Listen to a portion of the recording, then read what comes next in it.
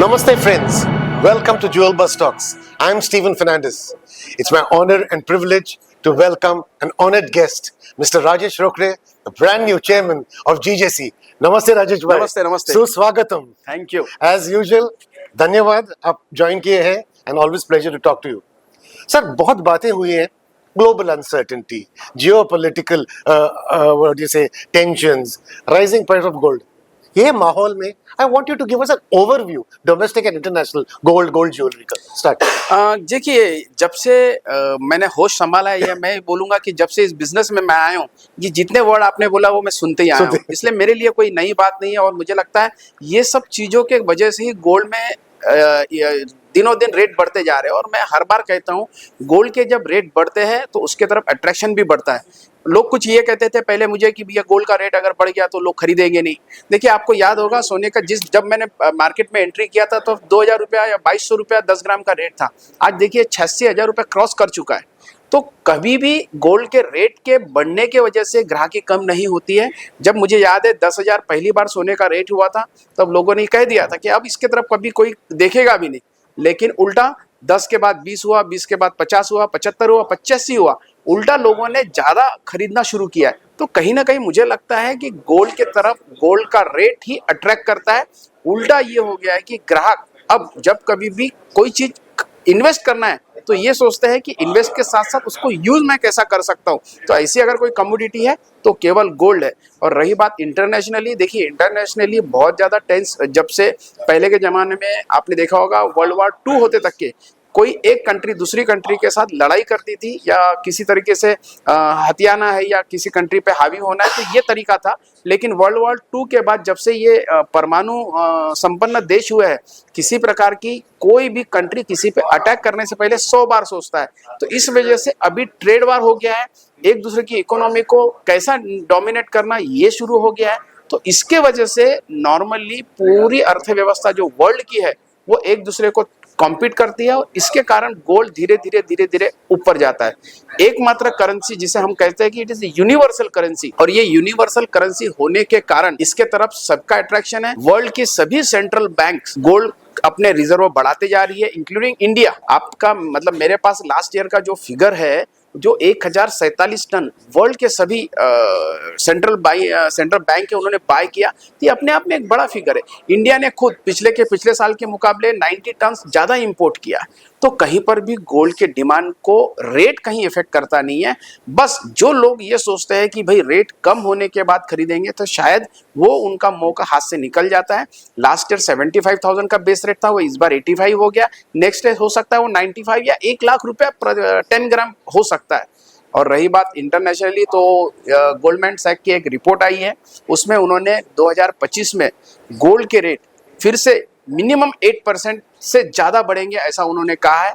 Same वैसे ही world gold council की एक इंटरनल रिपोर्ट आई है जिसमें उन्होंने 1971 से लेके तो अभी तक के एक सर्वे किया है, और उस सर्वे में उन्होंने ये देखा है कि वर्ल्ड की जो इन्फ्लेशन रेट है वो 2% से 5% के बीच में होता है, लेकिन गोल्ड ने 10% के 8 से 10% का रिटर्न दिया है। तो इन्फ्लेशन रेट से जस्ट डबल।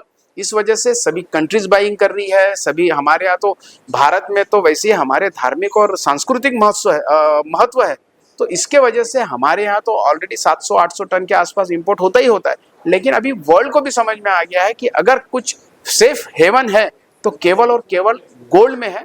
मुझे लगता है जिस तरीके से अनसर्टनसी अभी चल रही है, आपने देखा होगा यूक्रेन और रशिया का जब वॉर हुआ है तो उस समय में यूक्रेन को यूएस काफ़ी सपोर्ट करता था, लेकिन हाल ही आपने लास्ट वीक देखा होगा उनके जो नए प्रेसिडेंट है मिस्टर ट्रम्प, उन्होंने अपने हाथ खड़े कर दिए हैं और उसके बाद फिर से यूरोपियन यूनियन एक होके फिर से वो एकजुटता से लड़ाई कर रहे हैं। तो जब कभी ऐसी परिस्थिति बनती है कि अनसर्टेनिटी आती है तो गोल्ड को इसका पावर मिलता है और गोल्ड फिर से नए रेट लेके आता है।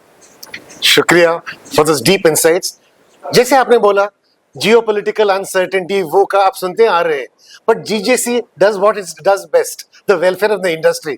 तो अभी कमान संभाला आपने, हर क्षेत्र में तो आप लोगों का इनिशिएटिव्स है, लाभम हो, नेक्स्ट जेन सेशंस हो या द जीजेएस, तो क्या है, what's new on the agenda? देखिए जीजेसी एक एपेक्स बॉडी है, all India gem and jewellery domestic council एक ऐसी काउंसिल है जो एक जिम्मेदार काउंसिल की पूरी जिम्मेदारी निभाता है। और हमारे 3 मूल धर्म है, प्रोटेक्टिंग, प्रोमोटिंग और Correct. प्रोग्रेसिंग। और ये तीनों में 360 डिग्री काम आ जाता है, फिर वो इंडस्ट्री को प्रोटेक्ट करना हो, प्रोग्रेस करना हो या प्रमोट करना हो। एज अ चेयरमैन जब मैंने 3 तारीख को पदभार संभाला, इसका चेयरमैनशिप 2 साल की होती है और इसके लिए 2 साल पहले के मुझे एज अ ट्रेनिंग मिली है एज अ वाइस चेयरमैन। तब मैं लीगल कन्वीनर था। चैलेंजेस इस इंडस्ट्री में बहुत सारे हैं। हॉलमार्किंग को लेकर चैलेंजेस आते हैं, क्योंकि ब्रिज एक हम एज अ ब्रिज बन के सरकार और ट्रेड के बीच में काम करते हैं और लॉफुल बिजनेस हो, ये हमारा इसके मेन ध्येय होता है। और सरकार की जो योजनाएं हैं, सरकार जो योजनाएं जो ट्रेड के लिए बेहतर हो, देश के लिए बेहतर हो, जब वो लेके आती है हम उसे समझते हैं और हमारी इंडस्ट्री को लाभम के माध्यम से या मंथन के माध्यम से या जब कभी भी हमें मौका मिलता है हम मीडिया के माध्यम से उन्हें ये सब चीजें समझाते हैं, बताते हैं कि कॉम्प्लायंसेस पूरे करने से आप किस तरीके से बड़े हो सकते हो। ये चीज हम बता के हमारे इंडस्ट्री को सेफ गार्ड करते हैं। और रही बात जीजेसी की, तो हमारे टोटल जितने भी डायरेक्टर्स है, करीब 22 डायरेक्टर्स है, वो सभी क्षेत्र से आते हैं। मीडियम रिटेलर हो सकता है, होलसेलर हो सकता है, Yes. मैन्युफैक्चरर हो सकता है, अलाइड से आ सकता है। तो सभी तरह के जो वर्टिकल्स है, वो सभी वर्टिकल्स के हेड या उनके चुने हुए प्रतिनिधि वो हमारे काउंसिल में होते हैं और हर एक के पास एक एक पोर्टफोलियो होता है। जैसे मैं अगर कुछ देख रहा हूँ तो वाइस चेयरमैन लीगल देख रहे हैं, कोई कुछ देख रहा है, तो अलग अलग तरीके से मंथन के माध्यम से नॉलेज हम लोग बढ़ाते हैं। आभूषणम के माध्यम से हम लोग रीजनल शोज करते हैं। जीजेएस एक बड़ा हमारा एक नेशनल लेवल का शो है जो कि 4 अप्रैल को है, तो वो हम लोग प्लान कर रहे हैं, तो कर चुके हैं। मतलब ऐसा है कि इससे हमारी इंडस्ट्री को एक बूस्ट मिलता है। लोगों को पहले लोग सोना खरीदने आते थे, अब लोग डिजाइन खरीदते हैं, तो ये एक चेंज आया है। पहले लोग एक मंगलसूत्र ले लिया तो बाद में जब तक वो टूटता नहीं तब तक वो बदली नहीं करते थे, लेकिन अभी जब से रेट अप्रिसिएशन मिला है, लोगों का लिविंग स्टाइल चेंज हुआ है, उनका फैशन ज्वेलरी की तरफ अट्रैक्शन बढ़ा है, तो अब एक एक महिला 5-5, 6-6 मंगलसूत्र रखते हैं, चूड़ियां 10-10 रखते हैं, क्योंकि उनको पता है ये मेरा इन्वेस्टमेंट भी है, मेरा यूज भी है। तो ये एक बड़ा चेंज आया है। इसके अलावा हमारे पास प्रीफर्ड मैन्युफैक्चरिंग ऑफ इंडिया, ये एक हमारा यूनिक प्रोग्राम है। इस बार हम लोग जेन नेक्स्ट को और बड़े लेवल पे कर रहे हैं, वुमन विंग कर रहे हैं, और सबसे खास बात महाराष्ट्र में तो हम लोग ने कर चुके हैं वो, लेकिन आने वाले दिनों में पूरे हिंदुस्तान में हम करना चाहते हैं। महाराष्ट्र में विजिलेंस कमेटी बनाई गई है जो 411 मतलब एक कलम है, जिसमें किसी भी प्रकार की गलत आरोप पे पुलिस विभाग किसी व्यापारियों पे, किसी ज्वेलर्स पे अगर आरोप लगाते हैं तो उन्हें पहले विजिलेंस कमेटी से मिलना होगा। वो बात करने के बाद ही डायरेक्ट पुलिस उसमें इन्वॉल्व डायरेक्ट ज्वेलर्स को कर सकती है। तो इस तरीके से 360 डिग्री हम लोग काम कर रहे हैं, एक बेहतरीन टीम है। और मुझे लगता है हमारे वाइस चेयरमैन जो लीगल देख रहे हैं, इन्हीं के वजह से शायद काफी इंडस्ट्री को मदद मिलने वाली है। अलग अलग तरीके के हम लोग ऑलवेज इंडस्ट्री के काम करने के लिए तत्पर है। राजेश भाई, we have spoken of so many initiatives. थोड़ा स्पेसिफिक जाते हैं. The big one is coming, GGS. क्या उम्मीदें हैं? What are the expectations? देखिए जीजेएस अभी जब से जीजेएस स्टार्ट हुआ है उसके सबसे खास बात होती है टाइमिंग। आप देखेंगे 4 अप्रैल को अगर ये जीजेएस शो हो रहा है तो उसके बराबर 26 दिन के बाद अक्षय तृतीया जैसा एक बड़ा मुहूर्त है। आप सोचिए अक्षय तृतीया के समय में सबको डिमांड होती है, तो उस समय का समय के ऊपर समय को माल अगर मिल जाता है तो उसका इम्पैक्ट अच्छा आता है। इस बार भी जियो वर्ल्ड कन्वेंशन सेंटर में इसकी पूरी प्लानिंग की गई है और आपको हम हर बार बताते हैं कि जब कभी भी हम लोग कोई प्रोग्राम करते हैं तो हमारे ग्राहकों के लिए, हमारे जितने भी विजिटर्स हैं, उनको एक मान सम्मान मिले, उनको यहाँ आने के बाद उनको ऐसा ना लगे कि वो किसी बाहर गए हैं। एक हमारा अपना शो इसका नाम है, इसके तहत ही हम लोग चाहते हैं कि हमारे जितने भी विजिटर्स हैं वो ज़्यादा से ज़्यादा तादाद में इस शो में आए, जिससे कि हम अपनी इंडस्ट्री को मजबूत कर सकें।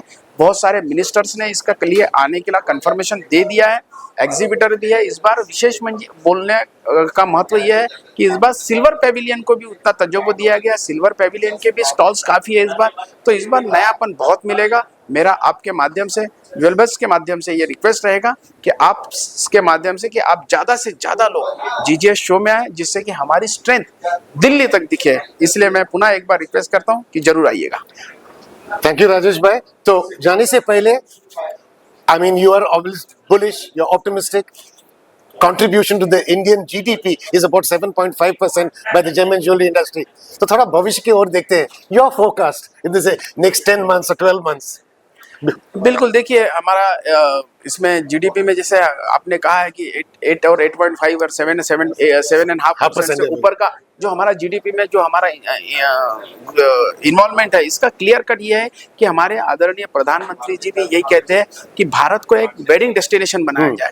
आज के तारीख में जब कभी भी किसी की शादी होती है तो हनीमून के लिए उनका सोच होती है कि मैं स्विट्जरलैंड में जाऊँ। उसी तरीके से अगर किसी को गोल्ड खरीदना है तो वो दुबई का सोचते हैं। मेरा ये कहना है कि जब भी गोल्ड अगर खरीदना है तो इंडिया की सोचे, सारे वर्ल्ड के एनआरआईज इंडिया में आए, उनको वैट का जीएसटी का रिफंड मिले, जिससे कि यहाँ का जो जीडीपी में हम लोग जो इन्वॉल्वमेंट हमारा है वो और बढ़ के आगे बढ़े।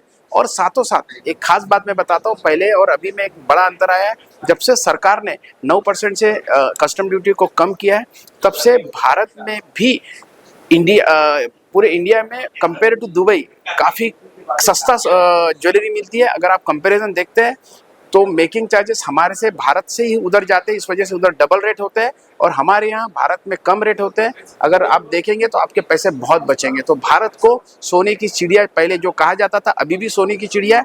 आपके माध्यम से मैं यही कहूँगा कि पूरे दुनिया के लोग अगर सोना खरीदना है तो भारत में जरूर आए। और जब से हॉलमार्किंग मैंडेटरी हो गया है, क्वालिटी को लेके कहीं किसी को कोई कंफ्यूजन नहीं है, तो इसमें आप सभी ने आना चाहिए, लेना चाहिए, ऐसा मेरा रिक्वेस्ट है।